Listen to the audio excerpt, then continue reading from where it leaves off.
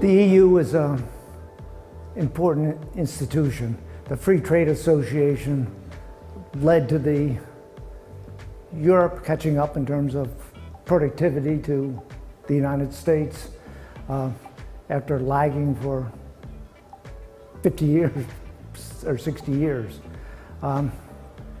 As they move more and more towards a fiscal union, I have my doubts. I think that individual countries ought to maintain as much fiscal sovereignty as possible, and with the markets evaluating these governments, much as the states in the United States are, that is evaluated. In the past, some American states have gone bankrupt.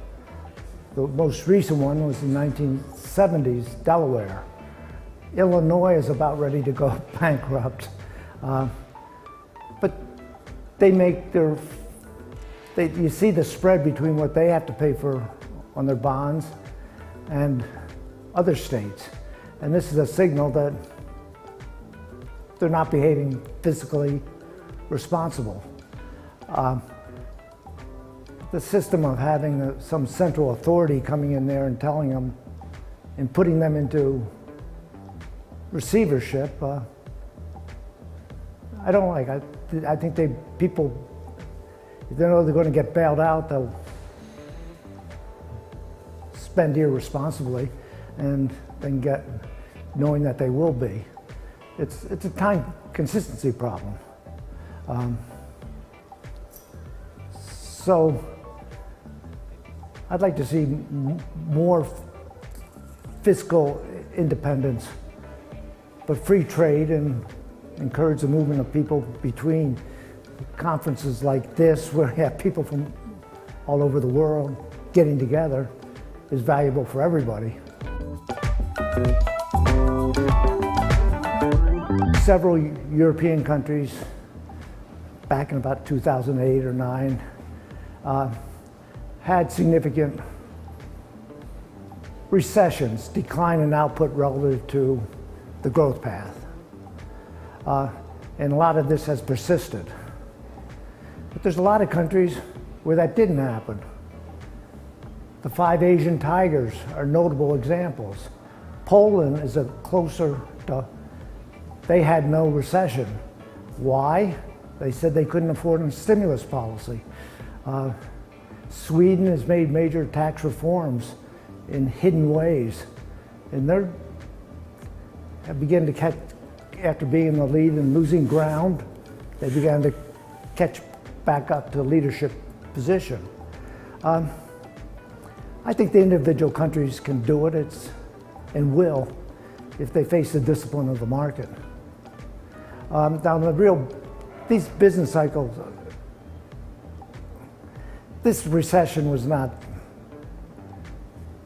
the greatest one in the post-war period in the United States, at least.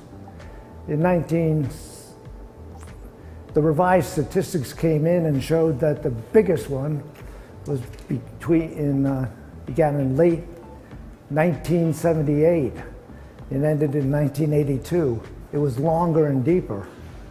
The revised statistics, because of the information that came in from the census, was quite sizable in this case. And the pictures that people got at the time were distorted significantly.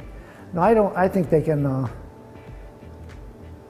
Spain seems to be growing a little bit now. And I'm interested in why, and many of the small countries have made significant revisions. Iceland, Cyprus, and Ireland, and no reason that Spain can't show the rest of Europe how to do it.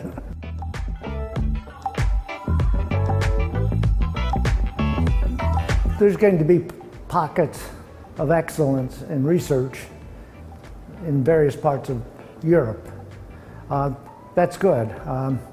GSE is playing a major part in making one of the, perhaps Barcelona or in Spain more generally,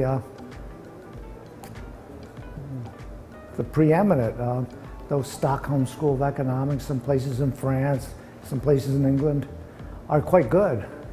But it's not as, you got to have that mobility and competition to make it possible for people to really focus on doing their teaching and research, their joint activities. And not had to spend half their time consulting to have a decent standard of a living. And it does this. It's been highly successful. There's some pretty interesting papers being written here that are advancing the stock of our economic science. A success.